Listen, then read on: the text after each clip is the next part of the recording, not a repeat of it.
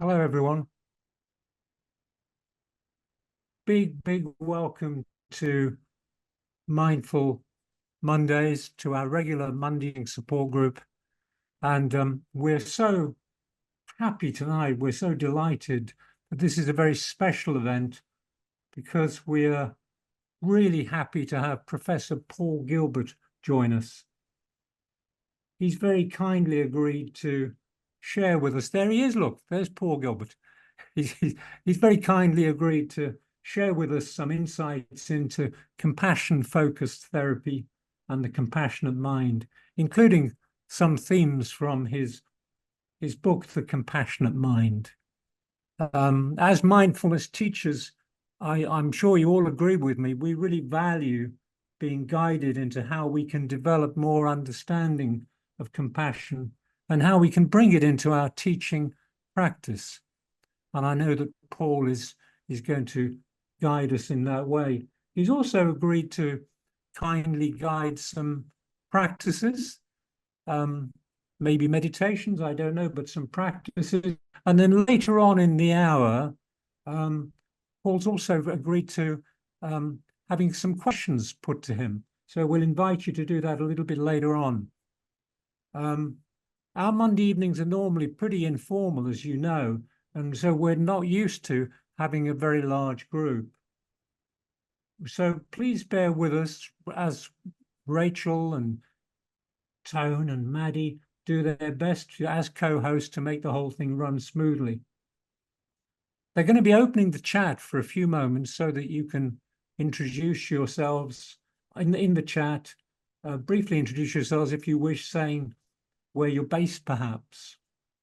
And then also they'll put the chat on a bit later on when you'll be invited to post some questions.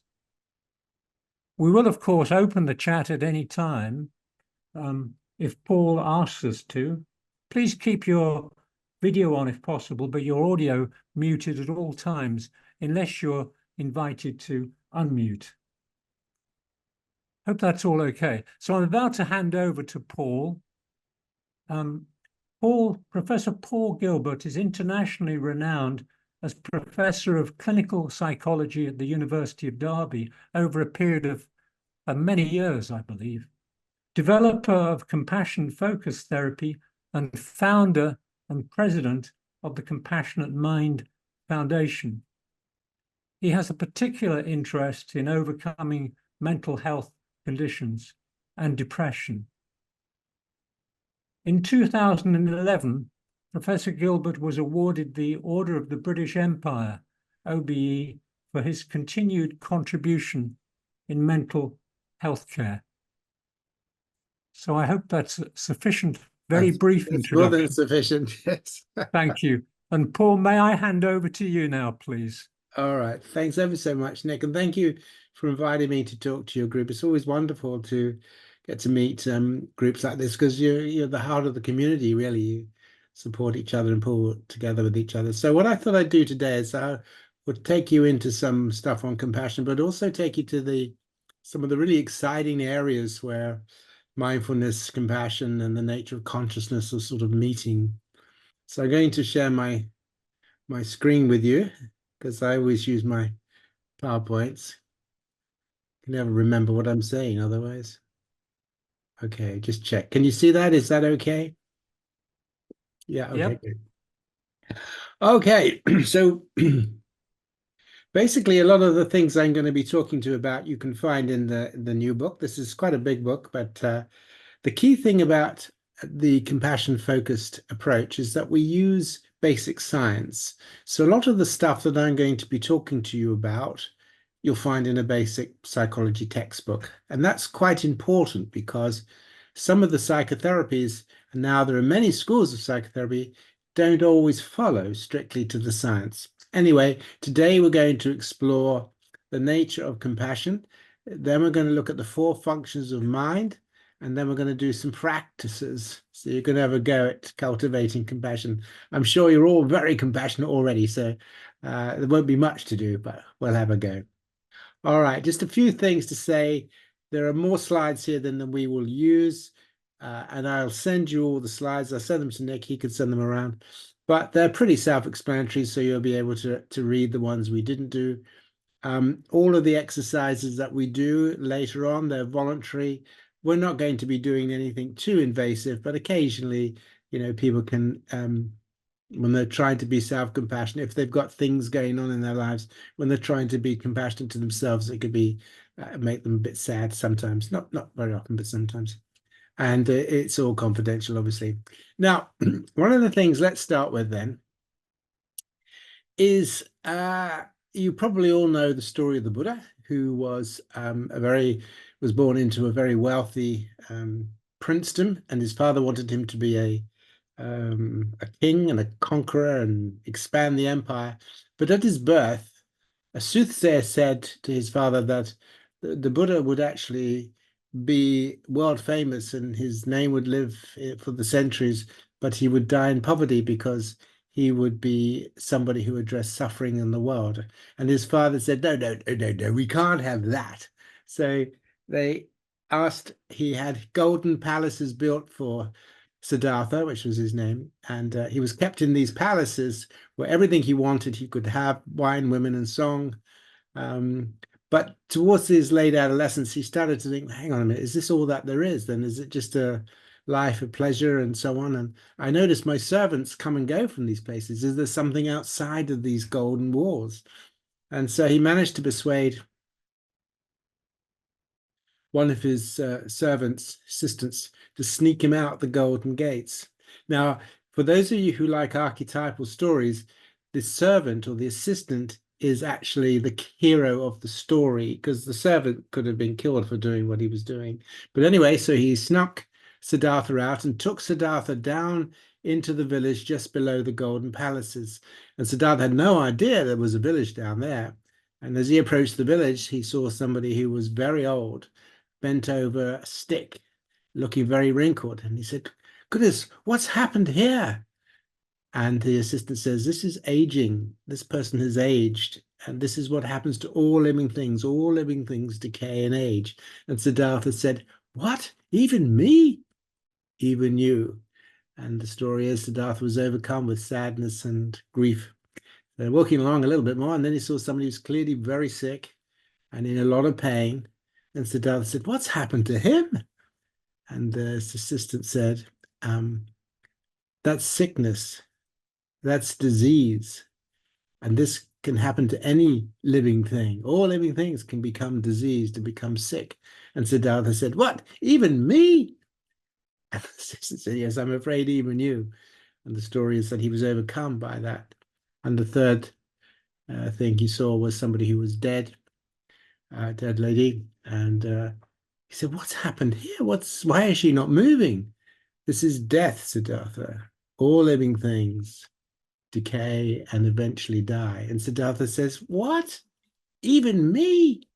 Even you, Siddhartha. Now, the story is that this was a tremendous shock. Some people say that Siddhartha became enraged at the deceptions that he'd been living under, this being hidden from reality. Other stories say that he was overcome with grief and sadness at the fate of living things.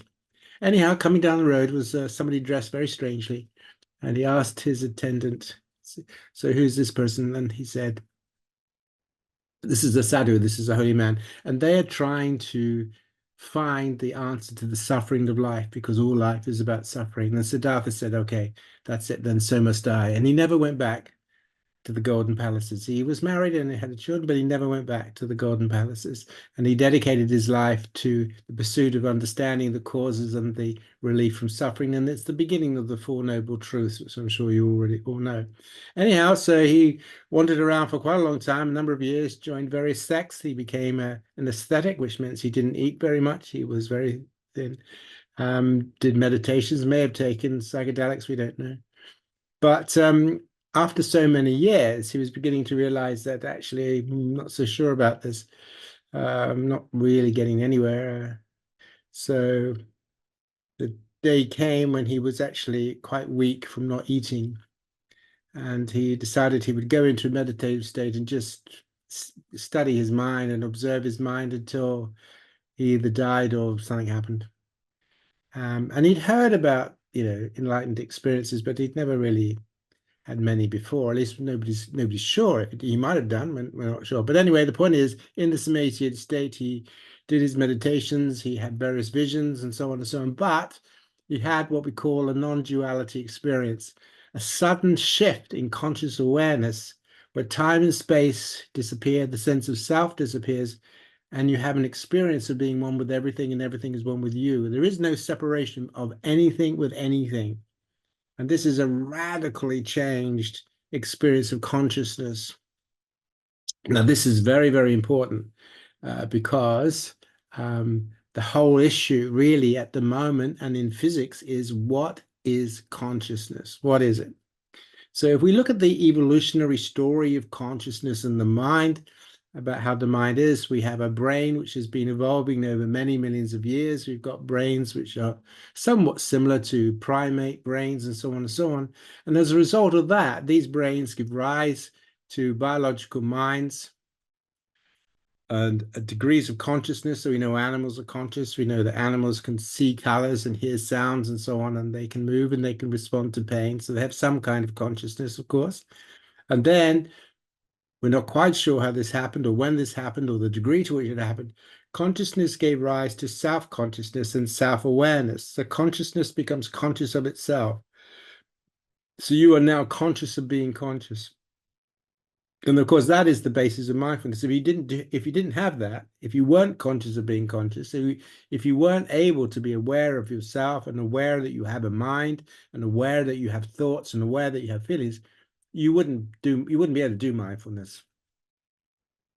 And in this approach, when you're doing your mindfulness, you're becoming self-aware because you're understanding and being tuned in to the biological nature of your mind. So you can tune in to the urges for anger or anxiety or joy or sex or whatever it is. And you can begin to make discerning choices as to whether you want to act them out or not. Okay. So when you have mindfulness at the level of biology, it's really awareness of what's flowing through you, your desires, your motives. And as you know, in the Buddhist position, there are wholesome and unwholesome things that can flow through you. So that's the biological view.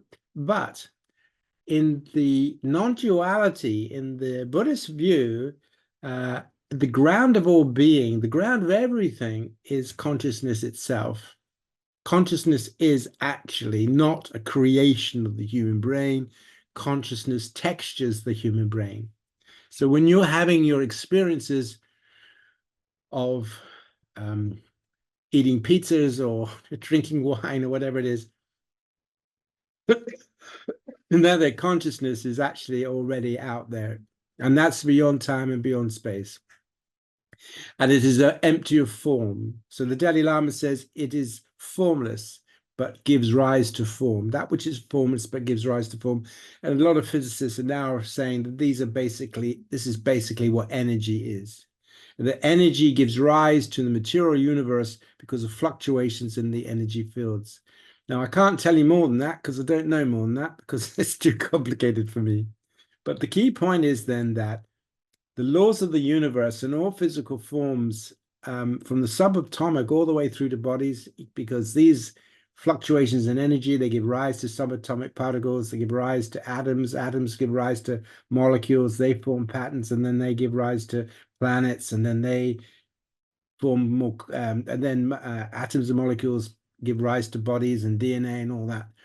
But everything is empty of essence. In the Buddhist position, nothing has essence because all of that creates your body, creates your brain, creates, the earth that we live on, everything can be decomposed, deconstructed back to its original form. So your body can decompose back to its atoms, really. And the atoms in your body right now, or the molecules in your body right now, may turn up in an elephant in 300 years, whatever. So we haven't killed them all. So this is very important. This is what emptiness means. Emptiness means empty of essence, that everything is a creation of patterns. And these patterns can be traced back to the smaller and smaller and smaller and smaller and smaller until you get to the subatomic. And of course, the physicists say that actually what you're tracing it back to is these small things. But in the Buddhist tradition, they're saying that actually consciousness, the ground of consciousness, is the root of it all. And the key here then is here meditation and mindfulness does something radically different to what you're trying to do with your biological mind. This mindfulness now is to help you quieten your mind of all the chatter that goes on, all the stuff that goes on in your prefrontal cortex and all that chatter, chatter, chatter, so that you can begin to experience and just sit within the silence of consciousness itself. So mindfulness now is used as a way not to clear the mind of thoughts, because if you try and do that, then you're obviously pursuing a goal, and that in itself is not helpful, but it's to allow you to experience the space within the space, the essence of consciousness itself. Now, this is important because mindfulness, therefore, has two very different pathways. And also what's important is that mindfulness in the Buddhist tradition is also linked very much to ethics, the importance of ethics. And part of the reason for ethics is because everything is part of everything. You are part of everything, everything is part of you.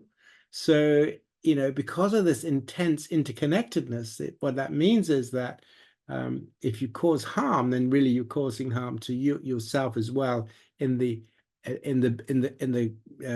groundness of all being. It's a bit complicated, that, but that's basically the idea. All right. So if we have a look at some of these self-transcendent experiences that people have, then you have people like William James, who had these breakthrough experiences, and this is how he describes it.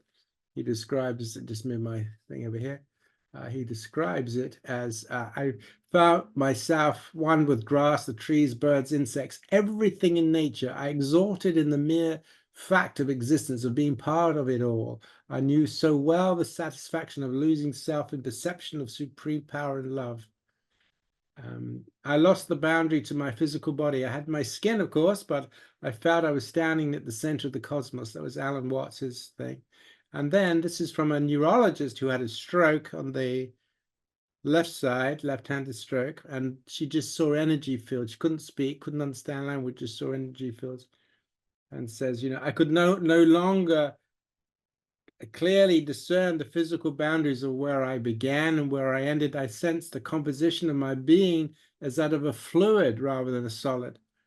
I no longer perceive myself as a whole object separate from everything. So these are really quite important, because they're very different experiences from the experiences that we have from meditating or doing mindfulness when we're working with biological mind. So the question is, when Buddhists talk about what is our nature, they're not talking about gene-built nature. They're talking about our nature as part of universal consciousness. That's what they're talking about. This is your home is in universal consciousness.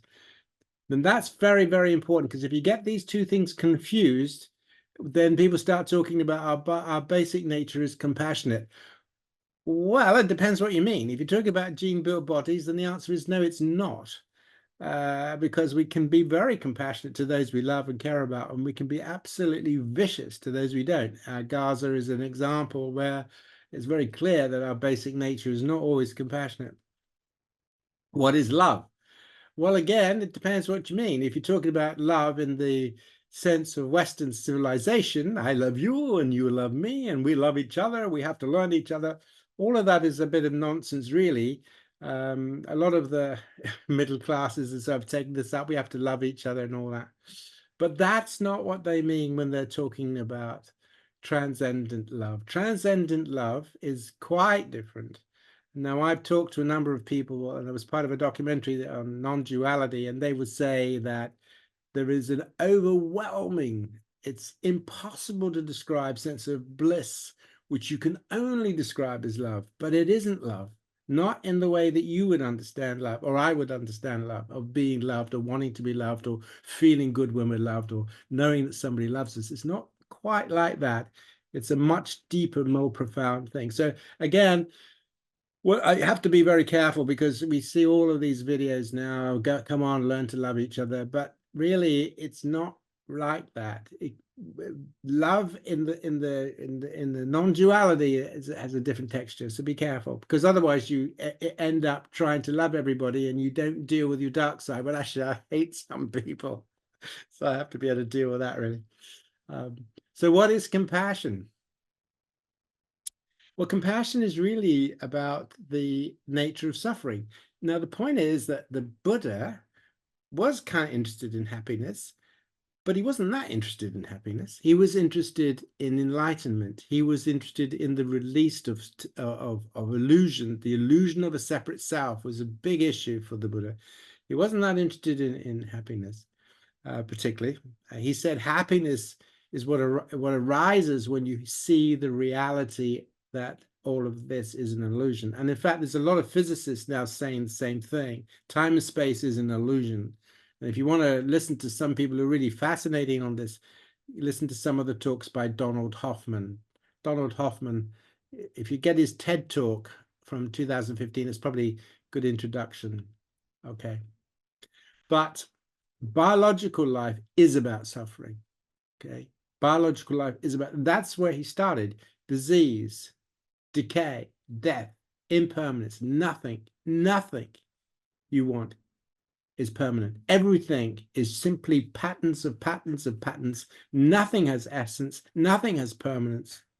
And the more you cry and crave and make essence out of something which has no essence, the more difficult life becomes for you, because you will in the end be disappointed. So we have a compassionate wish. May all beings be free of suffering, of the causes of suffering. And then the Buddhist tradition, may all beings have insight into the nature. May all beings discover the reality of their being, that they are part of consciousness. Okay. Now, of course, physicists will debate this. They say, oh, no, that's not consciousness, not like that, blah, blah, blah. But the interesting thing is that there are lots of physicists now sort of starting to ask the question, well, actually, it does look as if the universe operates like that. We now know that certain particles don't come into existence until you observe them, right? Some very odd things going on. All righty. Now, the key thing then is to recognize that our biological minds can be fantastic. We have oxytocin and the frontal cortex. They can do some wonderful things, but also, I'm afraid, we can also do some pretty terrible things. Humans are potentially one of the nastiest, most vicious, cruel species that have ever existed. Okay, if you think about our tortures, slavery, the way we've treated women, I mean, you go on and on and on, can't you? And so this is very, very important. Whereas on the green side, you just can't have that. That just wouldn't make any sense. The dark side makes no sense at all. It's not possible to have a dark side on the green, over on the green side, because everything is part of everything. You can't, it doesn't make any sense. Okay, so let's have a little look at what we mean by compassion, and then we'll maybe do a few exercises. We look at compassion from a biological point of view because we're obviously interested in helping people with biological minds. It would be wonderful if we could help all of our clients have experiences of non-duality and enlightenment, but sometimes that can take many years. People are trying to speed it up a little bit with psychedelics and so on, but it can take many years. So we have to work with biological minds. Okay. So let's just see if you can think about what compassion means to you. When you have the word compassion, what does it mean to you? Actually, I went through that slide too quickly. Well, people will come up with words like, oh, it's about kindness and being helpful, empathic and sensitive and that sort of thing. Yes, that can be that. That's somebody writing notes there, see. It can be that. But actually, those are ways of being compassionate, okay? They're not compassion itself, as we will see. They're ways of being compassionate. So, yeah, okay, let me just get on to this. I'm just a bit concerned about time. I just realized how fast the time is going. Okay, let's just imagine that you have a really good friend. Pull together, bring to mind somebody who you really care about, right? Somebody you really care about, a lot about. And this is how we do it clinically. And notice the feelings you have for your friend, how much you like them. And so you're priming the feelings of connectedness, you're priming the feelings of friendliness. And then you say to them, okay, now imagine that your friend phones you up and says that they're in a terrible state because they've got to go to hospital for an operation, okay? And they're they hate hospitals, they're hospital phobic. Okay, so using your empathy, you can imagine being your friend and what's going on in their mind. So one of the things that you're probably likely to do when your friend phones you up is you're probably emotionally moved by that. And you'll be imagining what they're going through. That's called empathy. Okay. So reflect on your feelings. So how would you like your friend to know about what you're thinking? How would you like them to see you? What would you like them to think? Okay, so you probably would like your friend to know that you're concerned about them and you have feelings and you're wishing for them to be out of their thing. So you've got that wish, right? And you'd probably want your friend to know that you're prepared to help them if you can. So that's important. So what you might have discovered is that not only are you concerned about your friend, but you'd like to find a way to be helpful to them and support them. And this is why compassion is a motivation. Okay, very important. Compassion motivates us to do two things: pay attention to suffering, notice it, don't turn away from it, and then behave in particular ways. Try and work out what you're going to do.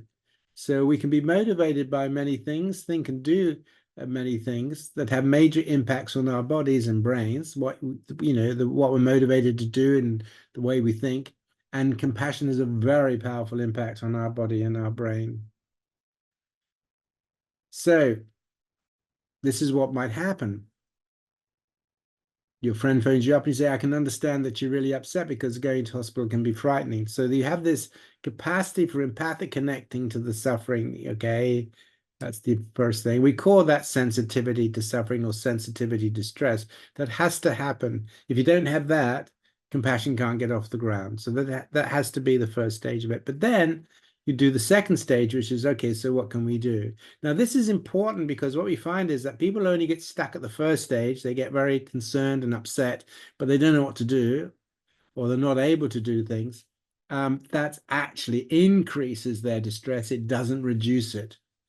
So it's very important. And when we think about compassion, it's not just about being sensitive to pain, because if you do that, only do that, after a while, that can be very difficult for you. And that's why some of our staff in our hospitals are getting burnt out, because they are so overworked and the resources are so few that they're constantly not being able to offer the care they want to be able to offer. So they're constantly being frustrated in being helpful. And they can come home at night and think, well, we didn't do that, we didn't do that, we didn't do that. And we left these people. I mean, people working in accident and emergency with 6-hour waits and patients that are getting, I mean, it's a nightmare for them. I mean, it's a horrible place to be working when you know that you're leaving all these people suffering for 5 hours or whatever. My wife had an incident and we were in the accident emergency. 6 hours we waited. That's awful. Anyway, these governments are incredibly callous in my view, but there we are. So this is important. Whoops. So this is important then. If you look at what you've written down, we didn't give you time to write it down because it's a very short talk tonight.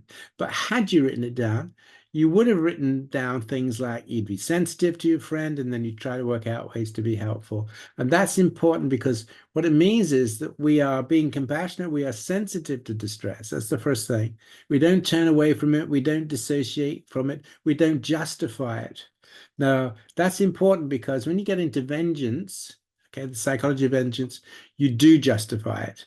So what's happening in Gaza right now are people are caught up in vengeance justification cycles and they can't get out of it because the brain will lock you into that, you know. So whenever you talk to one side or the other, they will always justify what they're doing because of vengeance or whatever it is. So the justification, vengeance justification is a nasty little loop that once you're in it, it's very difficult to get out. So in order to be compassionate, you've got to get out of that loop and you've got to become sensitive to the suffering, and in particular, the suffering that you cause others, because we can be very sensitive to people whose suffering has been caused by others, but can we be sensitive to when we upset people, when we hurt people? Because we will, because we're just human. And then the next thing is we try to work out what's helpful, and that can be difficult as well. So compassion is being sensitive to suffering, the self and others, and trying to alleviate and prevent it. So that gives you an overview of what you're trying to do with suffering, with compassion. And it's very important that we keep that algorithm as that is. So let me go through this quite quickly now. So that means that we can define compassion like this. Compassion is we call it an algorithm. An algorithm is just if A, do B. If you see a lion, then run away. If you're very hungry and you see food, then you approach it, you don't run away. So it's just if A, do B. And so here we are. This is compassion. It's a sensitivity to suffering and distress of self and others. That's the first part of it, with a commitment to try to alleviate and prevent it. So that means the stimulus is this engaging, trying to understand, finding out what's going on for people, what is it like that? And a very good position is if that were me. So one of the key things that we try to train when we do compassion training in schools is to get teachers to help children do if that were me. If that were me in Gaza, if that was my child buried, if that was my wife I saw, Israeli wife saw raped or whatever. If that were me, if that were me, that's such an important point to recognize that we are all part and parcel. We are all humans. We all feel the same thing, And it is, if that were me, is a very important step for compassion for the other. And then, of course, the taking of action to alleviate. Okay. And each of these require courage and wisdom because without courage, we don't do it. We turn away. It's too frightening, whatever. And without wisdom, we can be reckless. You see somebody fall into a fast flowing river and you think, I must save them because I'm compassionate. I will go and then you jump in with your Wellington boots on and realize you can't swim, so you sink like a stone. That's reckless, you see. Okay, so that's important. Now, these are the 12 competencies. I'm not going to go into the 12 competencies because that would take us a bit. I haven't got a lot of time now. But one of the things that is important is that sometimes people think compassion is all about calming and blah, blah, blah. Well, it can be, but this is a lovely paper. Compassion is not a benzo. What it means is that it's not just about soothing. Because when you are, say, a firefighter or whatever, then you're not soothing. You're not in a sort of quiet place. You're in an urgent place. You've got to go and do something. Okay, so this is very, very important that we understand that compassion is about motivation. Okay, and what you're motivated to do is crucial, but the emotions and the thoughts and the behaviors really depend upon what the suffering is. So compassion can't be about emotion because the emotions, if you're fighting injustice, it could be anger. If you're running into a burning house, it could be anxiety. If you're with somebody who's dying, counseling somebody who's dying, it could be one of sadness. So that's very important. Okay, so what I'm going to do now is I'm just going to jump out of here a little bit so that I can move into something to help you think about what am I going to help you think? Oh, yeah. Talk to you a little bit now about brain state theory. Okay, I don't know what that's doing there. I should be doing that. And here we go. Okay, so I want to talk to you a little bit about brain states. Now, we're a brain state approach. Now, what that means is that at any point in time, your brain will be in a pattern because we're all interested in patterns, you see. So all about patterns, the patterns your brain creates linked to these different domains of what's happening to your emotions, your behavior, what you're paying attention to. Okay, and if you change that to a happy brain state, then you can see on the right hand side you'll be paying attention in a different way, you'll be thinking in a different way, different motives, different emotions.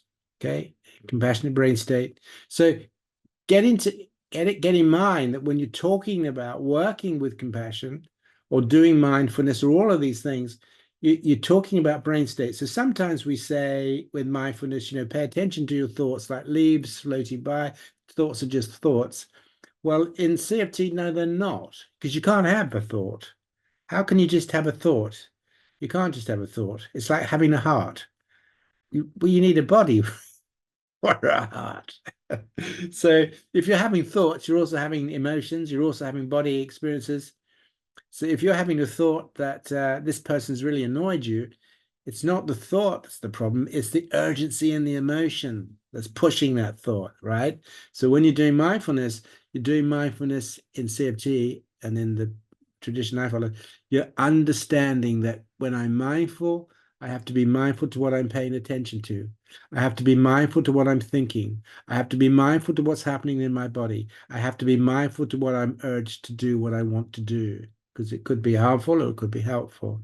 So when you're doing mindfulness from a brain state point of view, it's not just paying attention to your thinking, it's paying attention to all these different aspects of your brain state. And so what we're wanting to do is, when you're doing CFT, is we're wanting to create brain states to influence brain states that clients have got caught up in, like they've got very anxious or depressed or whatever. Now, when they get anxious and depressed, what it means is that their brain is organized in this sort of way. And so what you're wanting to do is you're wanting to create a compassionate brain state, because when you create a compassionate brain state, that brain state will set up a different pattern within the brain. You'll set up a different pattern which will then resonate through all of these different systems. So again, that's how we work it. Okay, so where are we now for time? Okay, a little bit more for you to show you how you can switch brain states and how brain states, how we switch them using imagery and meditations and so forth. So look, here's the first scenario.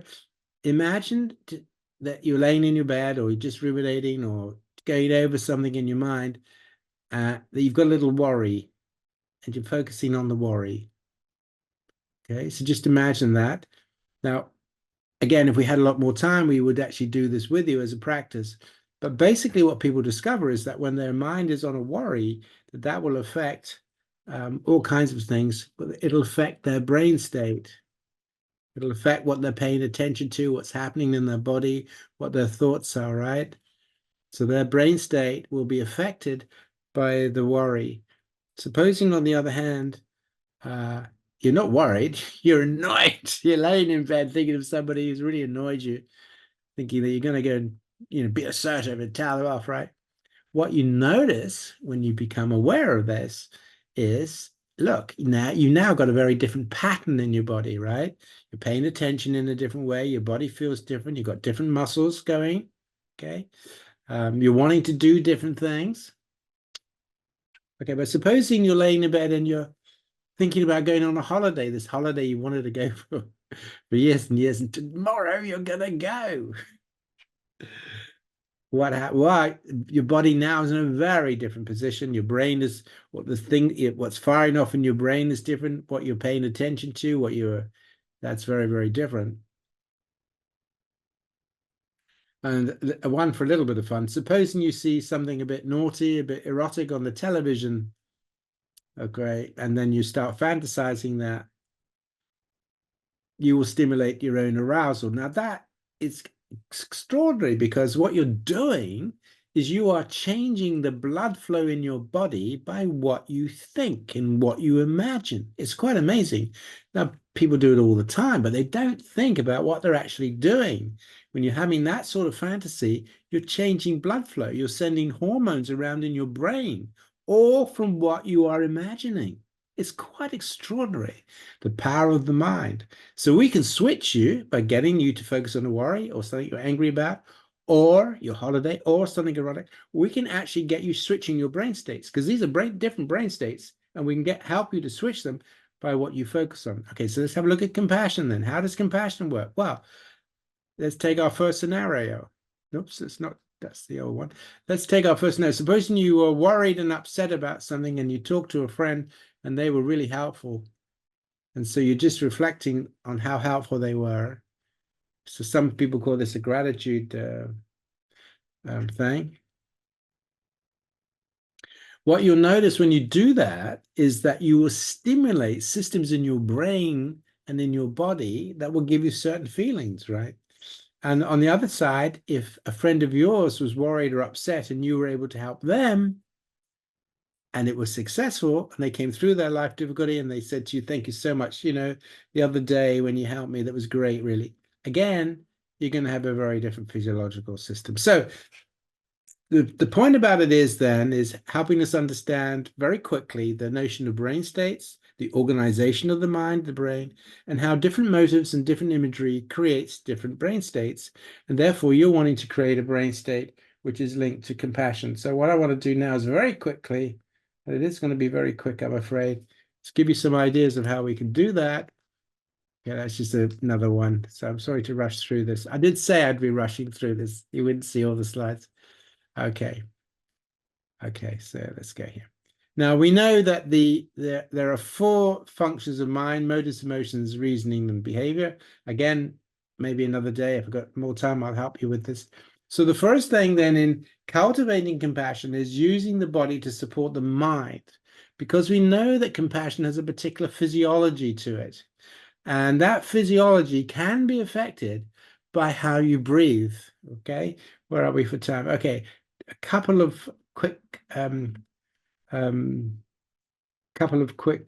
exercises for you. So I'm going to take you through a couple of exercises, and there are more on the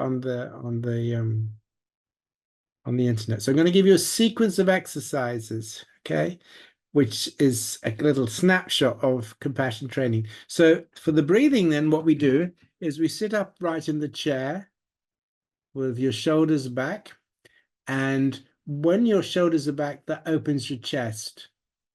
Because when we're over the computer, we're always folding the shoulders inwards. When you're anxious, you fold inwards. When you're depressed, you fold inwards.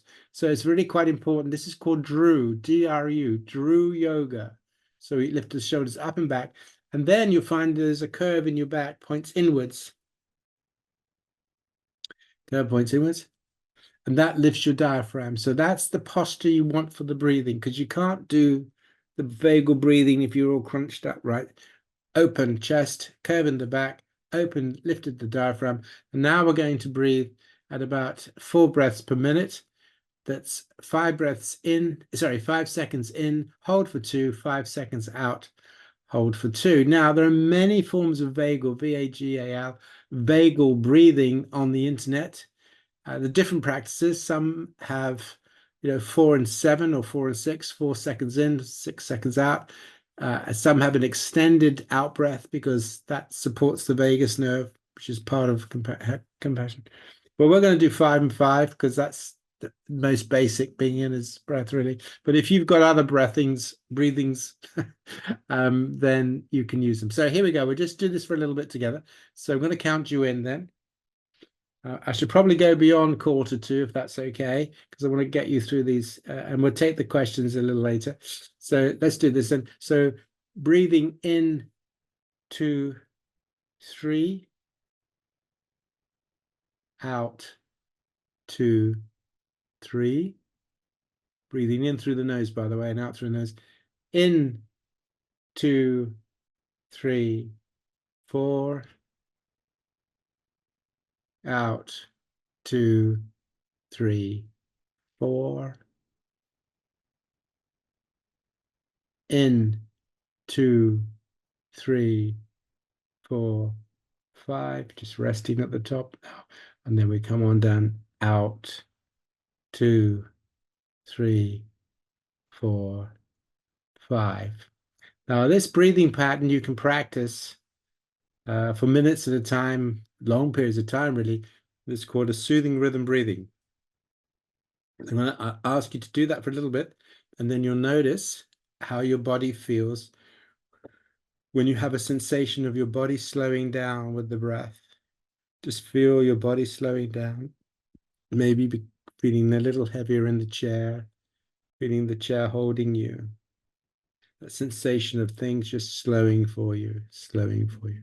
So I'm going to give you just a little bit of time, not too much, I'm afraid, just to practice that. So you 5 seconds in, hold for 2, 5 seconds out, hold for 2.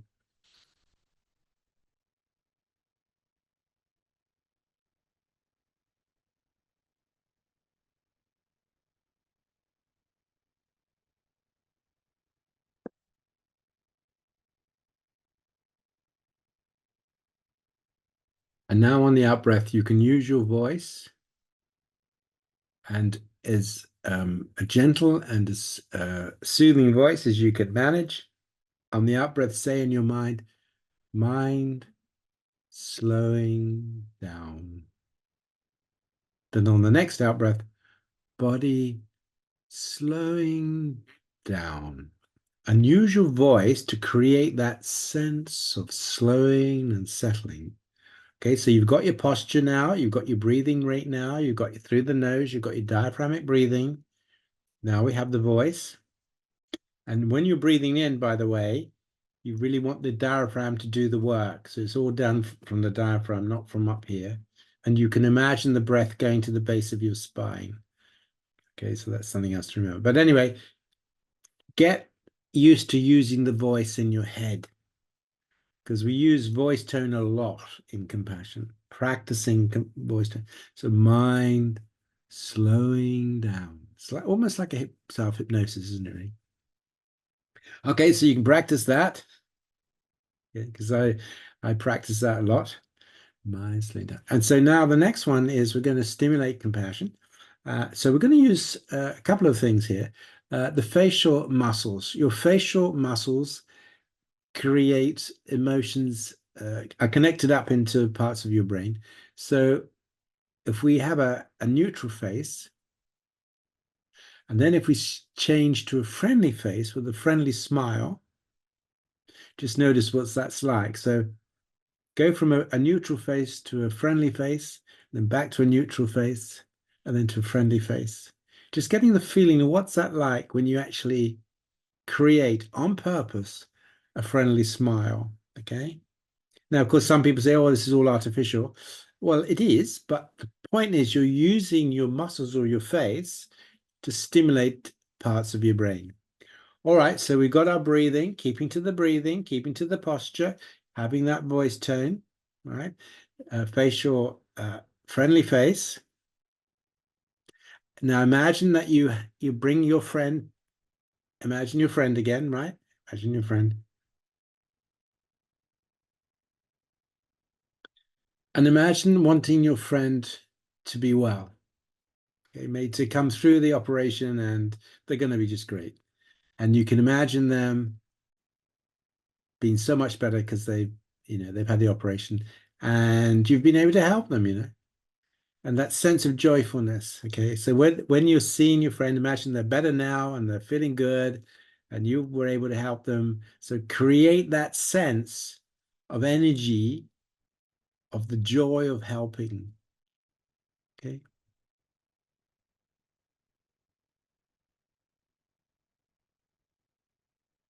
Notice what that's like when we are able to be compassionate and helpful.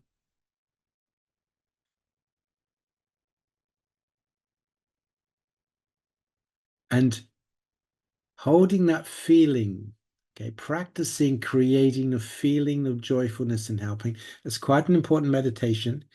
Gratitude is a useful meditation, but just thinking, yeah, that was good. I enjoyed that. I was pleased I was able to do that for that person. That was good. That was good. That joyfulness. Because of course, when we engage with suffering, the first part of it is stressful. We're upset, we're upset for our friend, we're distressed for our friend. Of course we are, but the idea is we don't want to stay there. We want to try and do things that will, help people along as best we can.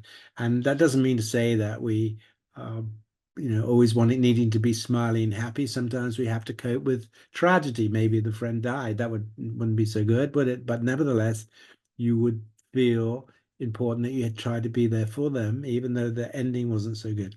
So these are really quite important things. We get in touch with the energies of compassion, because people often talk about compassion fatigue. There's no such thing as compassion fatigue. It's a nonsense, really. But you can get what is called empathy fatigue if you're just sensitive to people and you can't take any action. That can be problematic, but that gives rise to burnout. Okay, so we got the facial expression, we got the body, we got the breathing. All of these things are coming together. We've got the voice tone, we've got the focusing of the desire to be helpful. And what you can now do, if you want to, is to, rather than imagine your friend, see yourself, see part of yourself in front of you, maybe a part that's struggling or is anxious or whatever, and stick to that compassionate self. That self, that part of you that wants to be helpful, that part of you that wants to be there, helping when you see suffering. And the fact that it's part of you that's suffering now, see how that goes for you. Okay. Now, this is useful because it helps people realize that there is a part of them that is compassionate, that can be compassionate. They just got to learn how to use it. And some of our clients said, "Oh, but I don't deserve compassion." And if you really understood me, you wouldn't think I want compassion. So they have all kinds of ways of stopping you from getting into compassion. Okay. So the last one I'm going to do with you is what we call tricky brain. It's a kind of a mindfulness, really, but it's just a recognition, right? This is a meditation. And the meditation is really just an awareness that we all have arrived here the same way. DNA built you. DNA built every living thing on this planet. You didn't. You didn't build yourself. DNA built you. You didn't choose to be a male or a female. You didn't choose to be your ethnicity. You didn't choose to where you were born. You chose absolutely nothing. Absolutely nothing. You have discovered that you are a consciousness in a biologically built body. And part of the problem is nobody gave you a user manual. You just arrived here, right? Consciousness has just arrived in bodies. Maybe there's consciousness in planets or whatever, I don't know. But here's the consciousness now arrived in the body. And so we got to kind of work out. And these bodies were designed for survival and reproduction. They weren't designed for enlightenment, and they weren't designed for happiness. They weren't designed for any of that. They were designed to survive and to reproduce and to create multiple forms and versions of living things. 99% of all living things that have ever existed, they're extinct. They don't exist anymore.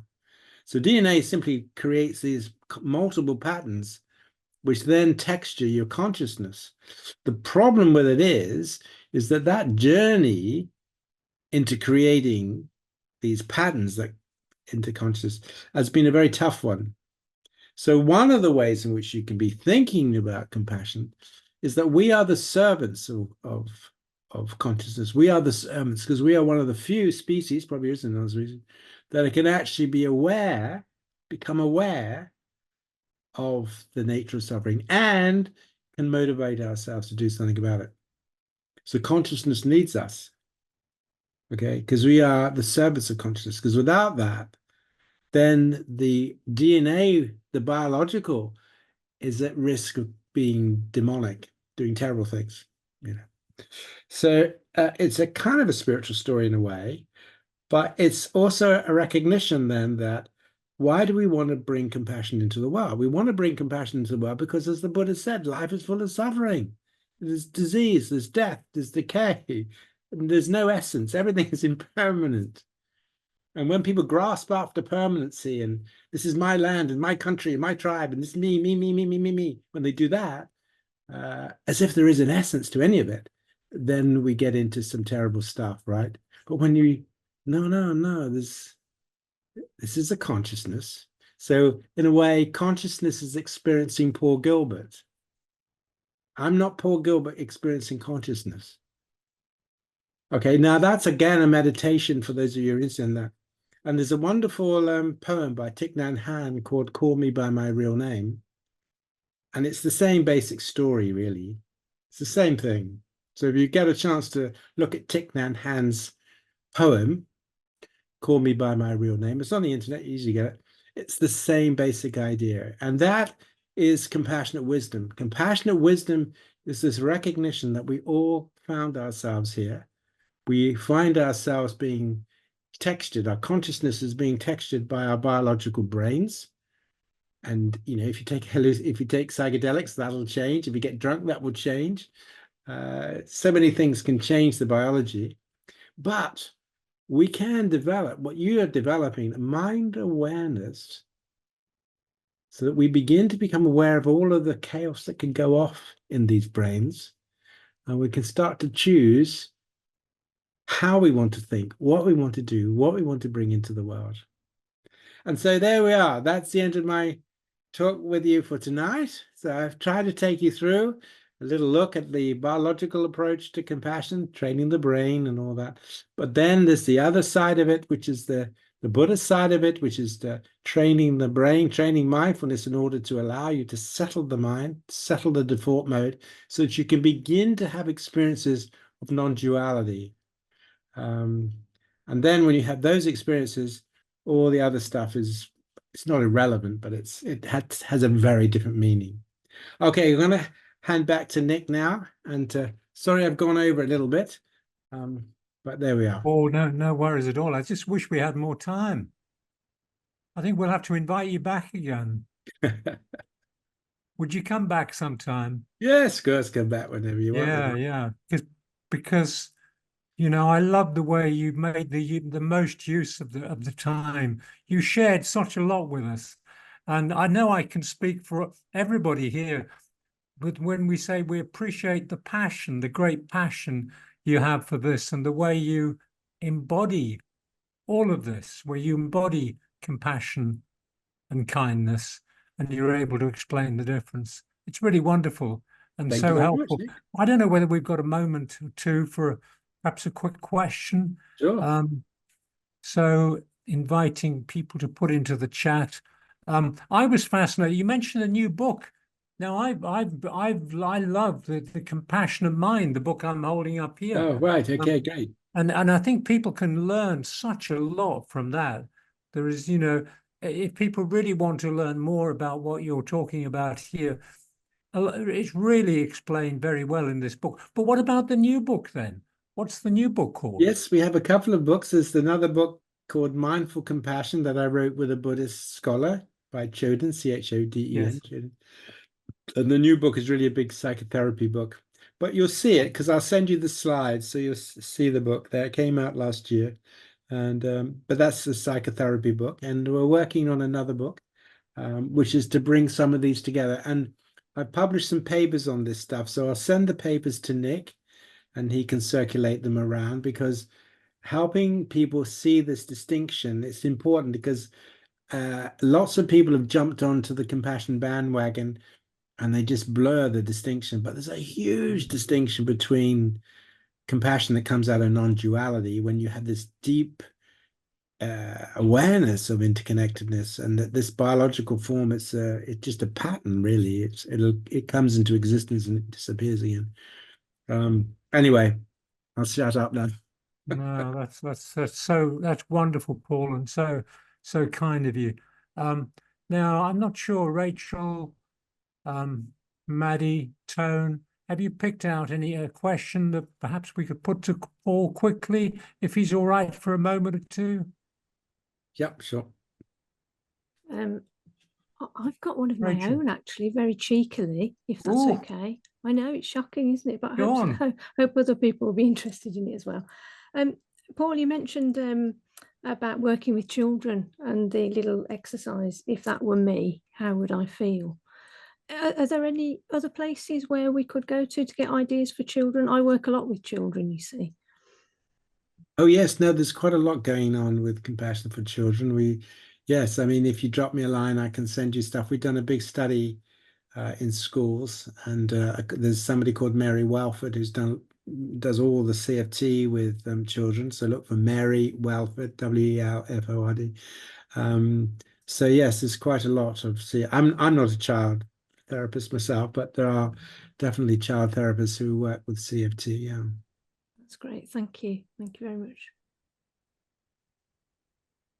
Yeah, Paul, Tone. Just wondered how, as mindfulness teachers, we can best create an environment to stimulate compassionate mindfulness. What you were thinking about that? Well, I think it's a great question. One of the things is helping people understand, why do you want to be compassionate, right? Because if well, because I'm supposed to, or so, that doesn't really help very much. They need how you create an environment where they actually understand why compassion is so helpful, because what it does to your body, what it does to your brain, what it does to relationships. Of course, in our view, compassion is the only motivation that's going to really sort this world out, because at the moment we're so caught up in competitive and tribal violence. It's you know, all the demons are coming out, really. So helping people understand the nature of compassion so that they want it because they understand it, not because they're told to or they think they should or are going to be happy if they do it, but they adopt it as a personal value.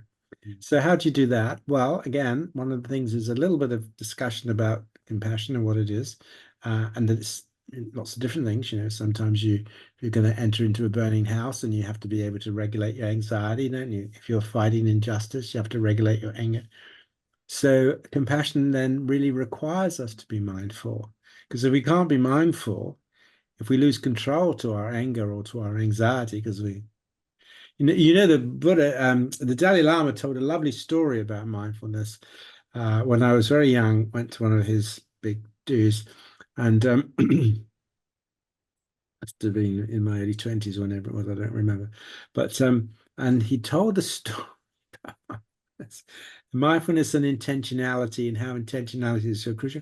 About, he used to like to fix watches. Now the Dalai Lama loves gadgets. He's a gadget person. So he used to, so when he was in Lhasa in the monastery, the travelers would come to him in the 40s and 50s or whenever, and he'd see if they had a broken watch, and if they did, he'd say, "Can I have the watch? And I'll see if I can fix it." Anyway, so he's, you know, we all think he wasn't reincarnated from a previous Dalai Lama. He was probably a Swiss cuckoo clock maker, we think. But anyway, in his previous incarnation. But anyway, there. So that's the story. And the story is that one day he had this beautiful watch and he nearly fixed it, and then in the last minute he dropped a screw into the middle of the mechanism. This tiny screw, dropped it, and it went right down into the mechanism. And he said in that moment he went, which is Tibetan for shit. And he picked up a hammer and he smashed the watch. And of course, everybody in the audience went, oh my God. He said, so you see, in that one flash of mindlessness, I'd done exactly the opposite of my true intention. My true intention was to build and repair a beautiful watch. And now there was no chance I could do that. In that one moment, I completely destroyed my true intention. Without mindfulness, you're always vulnerable to that. So it was quite a nice story, wasn't it, really, of understanding that mindfulness really is not something you just sit down and practice on a Sunday morning. It's a way of living, because mindfulness is what allows us to keep gatekeepers to our mind, that we don't just act out, and we keep a compassionate intention, and we become mindful when our mind is putting us away, when our anger or our rage or our greed or whatever is putting us away from the path of compassion. We become aware of that. Now, of course, if people say, "Oh, well, you must be a very compassionate person," if you talk to my wife, she says, "No, he's a grumpy old bastard, actually." I don't always succeed, but the point is, mindfulness is, compassion can't function without mindfulness. It's absolutely essential. Paul, I think that's a lovely story to finish with, and we mustn't keep you in Okay. the right thing. Thank you so much. Are you okay though if we invite people to unmute themselves and just say goodbye? So we'll just Okay, sure, yeah, okay, people that's great. Yeah, say goodbye, and then we'll just let you yeah, go. well, good luck on your journey, everybody. Good luck on your journey. Wish you well on your journey. Thank you. Thank you very much. Bye, everybody. Bye.